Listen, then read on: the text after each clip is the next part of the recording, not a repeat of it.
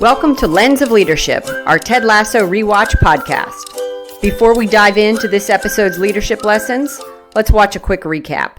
Season 2, Episode 4, Carol of the Bells, starts off with the AFC Richmond team swapping Secret Santa gifts. Nate gives Ted a memorable photo. Keeley's planning for Sexy Christmas. Higgins invites Ted to join his open house for anyone from out of town.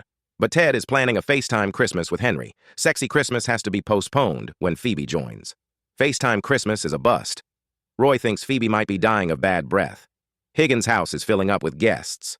Rebecca rescues Ted for the day. Roy takes Keeley and Phoebe to his posh neighborhood to find a dentist. Higgins' table is full of family, friends, food, and laughs. Good news for Phoebe. The selfie guy's mom is a dentist, and Roy pays off a pharmacist to help Phoebe, who has the tough conversation with Bernard, poster board style, and gets an apology. Higgins toasts all the players in their homelands. Ted and Rebecca surprise them with carols. And that ends the best Christmas episode ever.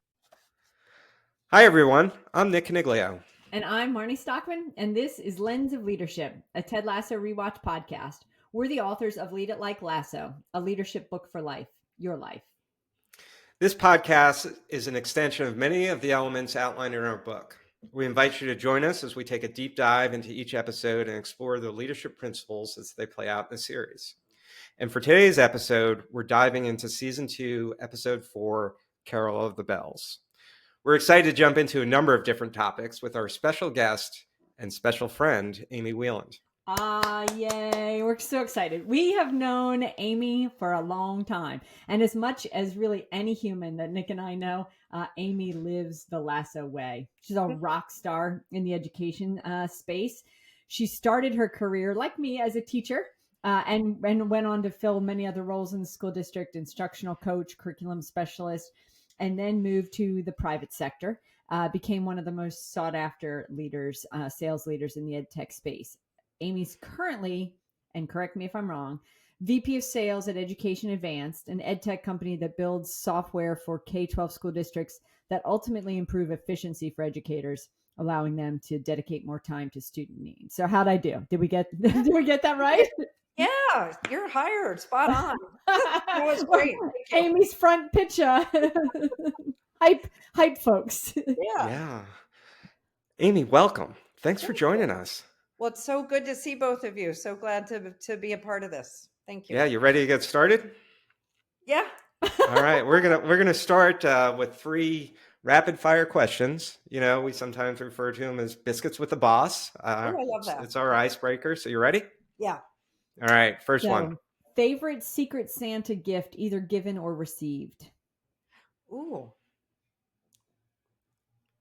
I don't have an answer. Hold on. I know I have certainly had things in my mailbox before that an Amy Wieland has delivered to my children or to me. Yeah, should have been ready for that one.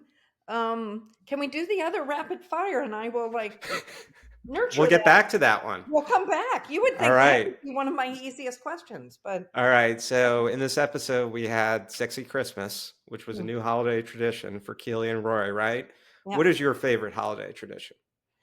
Oh, well, I would say just getting family together. I do force family pictures on everyone, so that's fun. Especially with my brother, trying to get him in on all the family pictures, but just getting everybody together, getting a picture with my dad, with all the great grandchildren, those kinds of things, and usually hanging out at the beach because I live in Florida. So holiday tradition is to have a big meal together, hang out at the beach, just enjoy each other. Another one though, which is a little more creative, I think you'll like because it's close to Thanksgiving. One year I thought, well, I'm going to save myself some time. We have 6 kids together and 4 grandchildren. So I gave everybody $100 for Black Friday. I said, go shop. Okay. Get yourselves what you want with your $100. Come home. I don't want to see it. I want you to wrap it and put it under the tree. And that saved me a ton of time because they got what they wanted.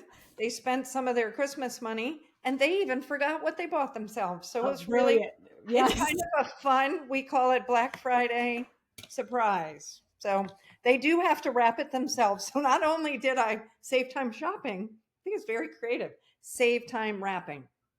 I That is a holiday tradition I will start to implement. Yeah, they 2 days. 100%. Yeah. yeah, Yeah. they are trying to increase the dollar amount. I've kept it flat at $100 for about 10 years now, but it was the best thing I ever did. Yeah. Yeah, I'm a fan. We're always about life hacks. I talk about sending my kids grocery shopping in the book, even. So I like it. So true or false? Carol of the Bells is the best holiday episode ever. True. Yeah, such a good one. Yeah, true. So in the episode, for those that haven't watched it, say as recently as yesterday, like we have, there are three kind of major storylines that go on. One, Rebecca's making sure Ted's okay on his first Christmas away from Henry. Two, Roy and Keeley are on a mission to diagnose and fix Phoebe's bad breath. The subplot is Keeley is also taking care of Roy, who is taking care of Phoebe. And then Higgins is hosting the team for a Christmas meal, knowing they would be missing their families. So, of those three, is one of those? Do you have a favorite storyline of those three? Ooh, they're also good because I just love the way Roy takes care of his Little niece and Phoebe, how yeah. yeah. And but I would have to say Rebecca uh taking care of him being alone without his son, and thinking he was going to have the whole day on FaceTime, only having 20 minutes, and then sitting there watching It's a Wonderful Life, Oh, with a lot of us do, but her timing was perfect. And just everything they did from beginning to end, and the journey they took, and how it all came together in the end. I loved it. But I of course liked all three streams, because Yeah. the Higgins expecting two and getting so many, and then Yeah. just watching them play and be like children and just show so much love. So it was good. Oh, yeah, hard to pick a favorite, but I would say Rebecca's taking care of Ted. Yeah. I I I hear you. And I would agree. Best Christmas holiday episode ever created in any sitcom. Um, but Marty and I, we kind of have this shtick, which is, we like to watch these episodes and pull out a theme through the lens of leadership, because kind of that's what we do. Yeah. Um, so uh, when we were first talking about this episode, we are like, oh my gosh, it was kind of an outlier episode, right? It really wasn't planned. And I think Apple ordered some extra episodes and they kind of threw it in there. And we were a little nervous at the time that we were like, I wonder what we could pull out of this episode. Because, it's full of that warm and fuzzy holiday type thing. But then we watched it and we said, oh my gosh, we're going to start bringing on guests this season. And for this particular one, after we watched it a couple weeks ago, we're like, Amy Wieland is like the perfect guest for this episode, because the theme that we thought of Simon Sinek, right? And he says, leadership is not it's not about being in charge. It's really about taking care of those in our charge. That's See, even the phone agrees with that. Yes. So, Yeah. but Amy, that's our interaction with you, our experience with you. I mean, this resonates, Amy Wieland, right? So, I was hoping that you could maybe talk a little bit about how you've embodied this philosophy, both as an educator and in the ed tech space, about really taking care of those in your charge. That's something that resonates with you clearly, right? At least it's our opinion it does. I mean, how Well, about you? thank you, like, for saying that. It means a lot to me, because I think I've always felt that people that are taken care of and that are understood um, actually perform better and enjoy work more. Are metrics important? KPIs important? Sure, right? But if Yep. people aren't motivated, both intrinsically to do well and feel a part of a team or a family, those metrics are meaningless to anybody. So I think I'm not the kind of sales leader that ignores the heavy hitting metrics. But what's more important to me is that people are excited about their work, they're excited and passionate about what they're doing, and that they feel understood and heard.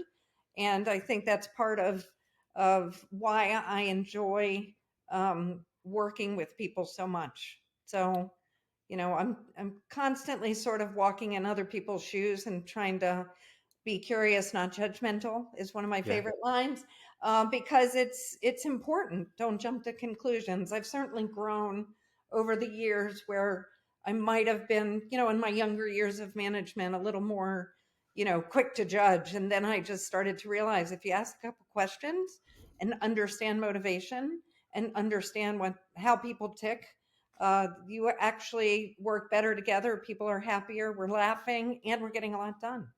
Yeah.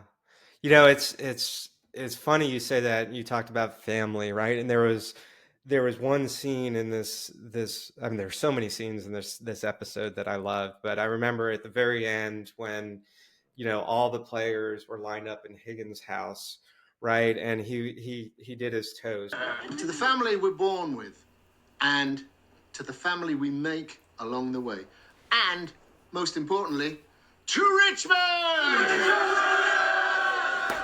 And I thought that was so powerful, and why I love having you on this episode. I don't know, for those that aren't very familiar, both Marnie and I worked together with Amy, and I was at a company that was a really good company before Amy joined and came on board. And the difference that Amy made joining our organization took us from a good to a great company. And I think one of the reasons why that happened is because you created such a culture of family and getting to know people and building relationships and taking an interest not only on the people down the stream, but also upstream.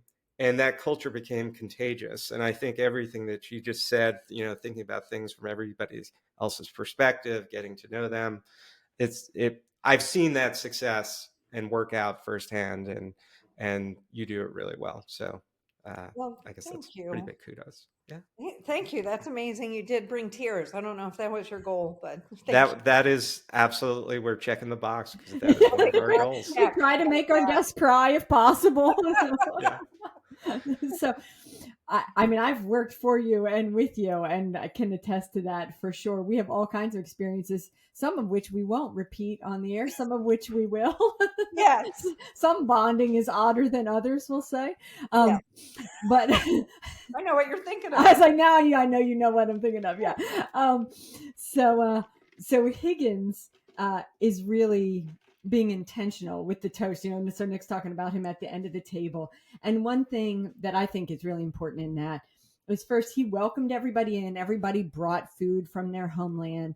And then he specifically called out where they were from, right? To you and all your families back in Lagos, Guadalajara, Groningen, Cordon, Montreal, Benin City, Harare, Kingston. Yeah, man. And Santa Cruz de la Sierra.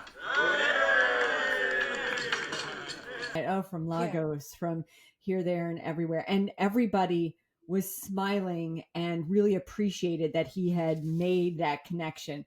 When you taught, I loved reading your this week in the class. These things happen. So I know you're all about relationship building. And again, having worked with you and for you, I know for a fact that you do this everywhere.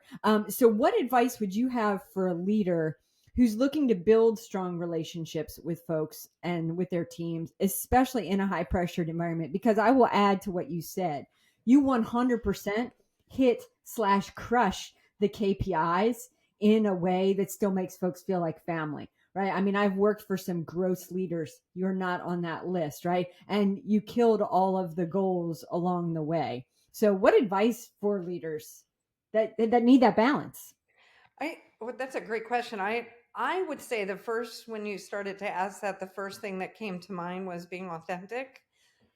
Trust was a huge, huge value with my family growing up. I think I once lied to my dad about actually going to swim practice when I went to the beach instead and came home with wet hair. And the coach, I had never missed practice, so the coach called him. So I'll never forget how I felt the minute I told him I was at practice, and then the way he handled it.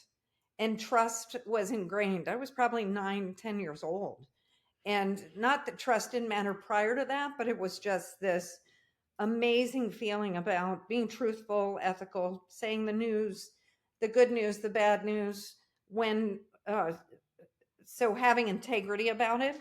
So sometimes we have to deliver not so good news to our teams, but doing it with our authentic approach to things, I think, is important. I'm rambling a little, but trust, integrity, and being authentic, not saying, "Hey, I see in the background you have a boat," like it's being real about your conversations with your staff, um, giving good news and bad news quickly so that people can adjust, and using anything that that needs improvement, being able to say, let the person you're talking to also provide the solution. Don't go with a problem and a solution, but go with an observation and a suggestion of brainstorming how to fix it. So that was kind of a roundabout way to answer the question, but I would say the best way to build relationships, and I think it's almost Captain Obvious, be authentic, be trustworthy, and say what needs to be said. Don't beat around the bush. Have good, honest, clear conversations. You say Captain Obvious. We put in the back of the book, like, this seems like a lot of what we put in there is well packaged common sense. But as Ted said, common sense ain't all that common sometimes. So I think it's Right. important for people to reflect on that, for sure. So that also in this episode, when Roy finally finds a dentist in his posh neighborhood, when he shows up, the dentist's son is the Ussy guy, the selfie Ussy guy from the airlines, and I think it's important that I know you connect with. I've been to many airports with you, right? You've never met a stranger type of thing, and sometimes you never know what will get political capital, what small act of goodwill, what act of kindness. Along the way may come back and circle back, when you're looking for a dentist on Halloween to fix Phoebe's breath type of thing. So, any kind of story of a relationship, whether it's with a teammate or a colleague or someone that transformed, like a tricky situation where you having that relationship made you change it into a success because you had built a relationship with someone. Yeah, I've got, a couple good examples where just being, true to who I am helped me. I was in a situation once where we had hosted a dinner for superintendents, and the superintendents that attended the dinner were from all different size districts. And my manager at the time came up to me and whispered in my ear, "I'd like you to talk to the superintendents of the larger districts." Now, I was having a very meaningful conversation with a superintendent of a mid-sized district and his wife. So I nodded and smiled and thought it was whispered, but it was loud enough that he heard. So he said, "It's okay, Aim." He called me Aim. That's how Yeah, close you we know were. you've got a relationship. Yeah. Yeah, Yeah, yeah. it's okay, Aim. Go talk to the big districts. I said, no, let's finish. So finish the conversation. I did eventually, he encouraged me, like, "I'd like you to still have a job. Like, you should probably get up and go mingle with some other superintendents." So I did, but I stayed at the table. I didn't hop up and leave. I stayed, finished sort of that great dialogue we were having. He ended up being the commissioner of education for the state. So, you know, he always said the fact that I was real made a big difference in his ability to trust me as a vendor, if you will, at the state level, because he knew that I was really about what's right for districts, because we were talking about solving problems at districts, not selling software. It was, what are you facing? What are you doing? What do you see in other districts? Those kinds of things. So his comment to me was that dinner, as eventful as it was for me, being in that situation, had an impact on him too. And I think we hit situations like that all the time, where we are forced to do something that might be uncomfortable. But if we do it again with integrity, and, sometimes being uncomfortable gets you where you need to go. It's not always an easy path to get to success. Um, but I'm not sure I'm connecting those dots, but I think, like, that relationship Yeah. which was important to me, took priority over talking to a district with 400,000 students. Not that I didn't care about that district, but I was going to meet the people in my own way and mingle in a way that made sense to me. And imagine if you hadn't had that relationship and it was a brand new person you were talking to, and then someone basically says he's not worth your time in your ear and he hears it. Yeah. Oh, yeah. Yeah, it was just like he knew, exactly what she said. Yeah. And Yeah. that was challenge. I've had a number of things like that where, I think you've heard the story of me getting on a plane, sitting next to somebody who was getting all kinds of selfies. And so I said, I had upgraded because I traveled so much. So I was in first class. He sits next to me. He's clearly got security behind him. And I'm trying to remember his name. This is horrible. So I lean over and I go, "Hey, you're clearly famous." And he kind of chuckled. I said, "So what's your name?" And he said, "Denzel Washington."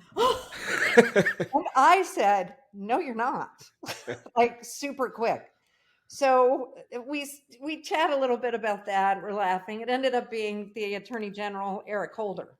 Yeah. And he was the keynote speaker at the Council of Great City Schools. Oh, So he said, "Let me have your card. I'm going to mention you in my keynote." And sure enough, he did. But, I have a selfie with him, of course. I asked his permission and even a selfie with his security guard. But, it was just that real situation with him. It ended up, that's kind of that Amy Land thing we yeah. talked about, Marnie, Yeah. in the past, where it just sort of worked out that he mentioned me 5 times in his keynote. Oh my Amy, goodness. and he made me stand up and wave, and it was pretty cool. Pretty cool. Oh, Yeah. We talk about that character is what makes you stand out in this world. And I think that is a good demonstration of that. Thank you. yeah. And I think it's safe to say that, I mean, you, first of all, you had asked the question. I'm not sure if I answered your question correctly, and I think you nailed it, right? And I think the story about your success is there's such a significant correlation to the relationships you build. I mean, is that safe to say? I think Yeah. so. I think it's what is success without relationships to me? Like that's empty and lonely. I think relationships is the success. The the leadership roles and the things we do, those are just pluses. I think the relationships is actually the key part of the success, and it just happens to lend itself well to other things. Love that. Love that. Thank you. So switching gears a little bit, we in the show, I mean, another theme of the show is really the magic behind charity and gift giving, right? And that plays out, the gift giving plays out throughout all All the over the place. Yeah. storylines, right? But Yeah. from the charity perspective and the generosity perspective, really it's the Rebecca Ted storyline. Whereas we mentioned earlier, and you mentioned that this was one of your favorite storylines of the show, and Ted was in a really bad place. First Christmas without Henry, and Rebecca understood this and really felt like he shouldn't be alone. But even more than that, she felt like she needed to get Ted back to the place where Ted needed. Hey, boss. How's FaceTime Christmas with Henry going? Well, I lost him to an overpriced guilt gift. Hubris, thy name is Ted. Grab a coat, you're coming with me.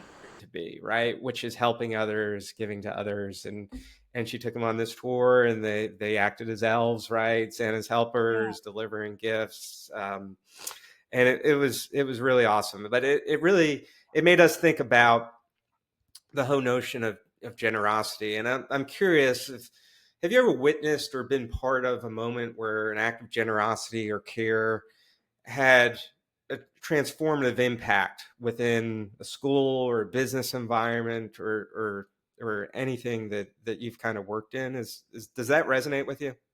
It sure does. I think, I could think of my teaching. I went back to the classroom for a year to get vested in retirement, but then just having such a rewarding experience and, reaching out on Facebook saying, "Hey, these kids literally have nothing. I have nothing to put in my classroom." Received almost 800 books from colleagues to put him in my classroom library, like makes me cry. Marnie was a big part of that. You know, you probably did too, Nick. It was hard to keep track. I still have a stack of gift receipts to go through. I just never got all the thank yous. And then at Christmas, I just said, hey, if you'd like to sponsor a kid, Marnie was the very first person to sponsor a kid. And I said, I have just the kid for you. It was the multiplication fly swatter game. And she, watching her open, so it was Marnie's math, if you don't know her background. And I taught third grade, and multiplication tables were a big thing. So I'd found this fly swatter game. When I asked her, the kids, I did little private sessions with little note cards. What would you like? And she goes, I want the multiplication fly swatter game. That's my I was girl. like, okay. Like, you can pick a book and a toy. So to her, that was her toy. So they all got a book and a toy. So the generosity for each of the kids in my classroom who really would get very little. There was so much. I was able to give every family $50 for Christmas dinner, and every student got 2 presents to take home. And there were so many volunteers that also sponsored my neighboring teacher. So 48 kids were impacted by one single post on Facebook. And it just shows that everybody wants to help, but to see the joy on their faces when they saw the gifts. I wouldn't let them open them, but I made them write it down and come back and tell me. So it was cool to see that. Very cool. Yeah. Very cool. So you've started up, you've built organizations, you've built sales organizations. Are you ever explicit in focusing on how generosity can build a positive team culture? Is that something that you explicitly think about when building teams, or is it more through action and kind of, hey, this is how I approach things? I'm curious about that. How do you handle that? I don't think it's intentional. Like when you were saying that, I was like, do I do that? Because it's not like Yes, you do. Yeah, the answer is yes. No. And I'm just more curious, is it intentional? I don't That's really a think great it's way to write. intentional. I think it's more like this happened a lot in the last, as I was sort of in the classroom, then getting back into ed tech. I would say, how did I do that? Because, my new CEO, Krista, who's phenomenal, would ask a question. I'd have to sit back and say, well, like it was more of a natural doing what's right, kind of building of a team, and generosity builds on generosity. I think it was never like it's not like a playbook I have, if that answers your question. It's more of it just happens. Yeah. Well, In both directions, like in all directions. I did this. I thought you'd get a kick out of this, Marnie. The girl who sold the most, Test Hound, which is one of our products. And so I put this on. I said, in honor of you, the queen of Test Hound. nice tiara action. I got to send you the tiara. But she cracked up and, in honor of Test Hound, now you have to train other people to sell Test Hound because you're so successful. We got to spread the love and, Your reward for good work is more good work, but what a great way to do it with the crown and everything. So I know why that is your answer. It's because I think I know what you're going to say. We always like to ask what the Amy Wieland trick play. If there was a trick play, a life hack called the Amy Wieland, what would it be? Is it the Amy Land? Do you think? Is that what you're asking? So yeah.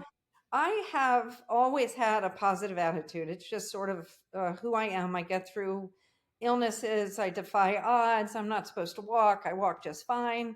I just have a positive attitude. So my family has called that Amy Land, which actually came from a friend of mine who has since passed, but she called it Michelle Land. And she kind of named it for me. She said, you have Amy Land, just like I have Michelle Land. You think positively and things happen. And I said, like what? She goes, like, you don't feel like walking and a parking spot comes open. Marnie and I were traveling, and it has to do with positive attitude. I think we had 14 minutes from parking to gate. Yeah. Yeah, I thought it was 12, but yeah. Maybe 12. And I said, Marnie, we can do it. And you probably thought she's a nut because we still had to return the rental. We had to get through security. We had to get there. So Marnie can run faster than me. So I'm like, go, I'll get the car. Like, but anyway, at some So point, I remember it as we were pulling up. We get to the rental and I hopped out and jumped and said, "You got a hot one here. We got to be at the gate in 12 minutes." He said, "Get back in that car. I'll get you there." Right. So Yeah. it was the positivity that we were both enthusiastic right out of the gate that Yeah. he decided he was going to help. And then in the car, you said, "Okay, you're going to do it Marnie way and I'm going to do it Amy way." So you were like diamond platinum status, whatever the top tier status is everywhere. Like you used all of that to get me points and things, like switch my ticket when I couldn't. And you're like, I'm going to go and use and get like the grace of all of my statuses and go through this way and get a cart, and you run like a banshee, right? My strategy is cause mayhem and smile the whole time. And I can remember like people are like taking water bottles out of my bag and helping me take jackets off and things. And I start running. They're pointing me in directions, and someone yells, "Are you running to B-22?" Because I'm just sprinting. And I shout back, "Yeah." They're like, "Your friend's waiting with the cart," right? And I come around the corner, and you're sitting in the cart going, "Run, Marnie, run, Marnie, run." And I dive into the back of the cart. It would have made a great like Home Alone episode. It would have. Thing. Yeah. And two gates before our gate, the driver starts yelling, "Hold the door!" Right? Like the entire airport's cheering us on, and we're like, we get there right before they shut the door. But it was only because you're like, we got this, and we're going to do it our way. And my way is to go get superior elite status carts driven for me. Marnie, you just run like a lunatic. You're so fat. Well, and Marnie, you've got that same positive energy that creates an atmosphere where people want to perform for you and help you. And both of you were those kinds of leaders too. So I'm honored to be with the two of you because I have such great respect for both of you and the way you led your teams and the way you inspire people. But yeah, Amy Land's a real thing. Like it's a real thing. I 100% agree. And just so Nick gets the props on the call too, the folks that work for Nick would say I would run through a fire for him. Yeah. Yeah. True. Yeah. It's Nick, Yeah. I'll tell you. And We don't call that Nick Land though. I don't even know what we call it, but I'm trying to figure out what Nick Land is. But I am a bigger fan of both Amy and Marnie Land. Let me just say that. So, well, even on all the customers too, loved both of you so much and probably continue to do so in the years. So when I see a former customer, they often will ask about you two, Woody James, etc. Like so. Impact, you mean a huge standing impact. And that's the family culture that you brought to the business. Like Nick said, right? It was already a good business and you brought the great culture to level it up. I think that's awesome. We're did super excited. White elephant gift. You what? Oh, yeah, we're going to circle back to that. You might have forgotten, but I did think of it. So that's when you saw me grab a little notepad. And I'll just do it here because it will leave my brain quickly. We saw this little pasta thing, and it was like shaped like a pasta man, and it held pasta. So I gave that in our family white elephant thing, and nobody wanted pasta man, but the 2-year-old, my nephew, who's now probably 30, and we have a pasta man joke that has been going on for about 25 years now, that if you see one, you take a selfie with a pasta man. It could be life size, it could be small. Every once in a while, my brother couldn't get rid of his fast enough. The next year, everybody got pasta man. And he would walk around the house going, "Pasta man," because he loved it. He was 2, loved it. So it's still sort of something that gets passed along. There is a Pasta Man Facebook page that hasn't been updated in 10 years, but you'll see that Pasta Man traveled. He had a seatbelt on. He like Flat Stanley. He paid the toll. Like we did like this whole thing for a few years. So look him up. That's fantastic. Anyway, that's my favorite one that I gave. So, okay. What other questions do you have? Well, I think we're through our questions. I'm curious, is there anything else you wanted to share about what you're doing now, or learn more about Education Advanced or Amy Wieland? Anything else you want to share with our audience? Yeah, I would love to share that if you're, in a school district out there and you'd like to save time and be more efficient, and help empower educators to do what they're born to do. Take a look at Education Advance. Follow us on, LinkedIn, all the social stuff. All the Follow us socials. everywhere, right? Link up with me on LinkedIn too. I would love to get to know more people. But it is like a cult. I shouldn't say cult following, but it is kind of like a, I think in the Ted Lasso world, you can say that because we mean okay. it in the best possible way. Yeah, I do. So just knowing, they had a Texas conference recently, and the booth was swarmed with happy customers who absolutely love the solutions. They would never get rid of some of the solutions we have. So if you don't know about us, look into us, because there's a couple things. We have a lot of educators in the company, not unlike some of the work we did together previously, who built things for educators, so built by educators, for administrators, with a real passion to do what's right, and an amazing CEO who believes in doing the right thing for our customers and our employees. So it's just a great company to get connected to. As So Ted look would us say, it's up. never the wrong time to do the right thing. I think that's That's right. awesome. I like Yeah. that. Yeah. Amy, we can't thank you enough for giving us the time and talking to us today. You truly have a superpower around relationships. This was Oh, the thank you. perfect episode around building relationships and keeping them. This was the perfect episode to bring you in. So thank you so much for joining us. Um, we appreciate your time. Well, thank you. And I want to thank you for your book, and how I spread the love with that book is to give it to as many people as I can. And Lead It Like Lasso is a phenomenal piece of work. And the work you're doing ongoing is just inspirational. So thank you. Thank you for having me on this.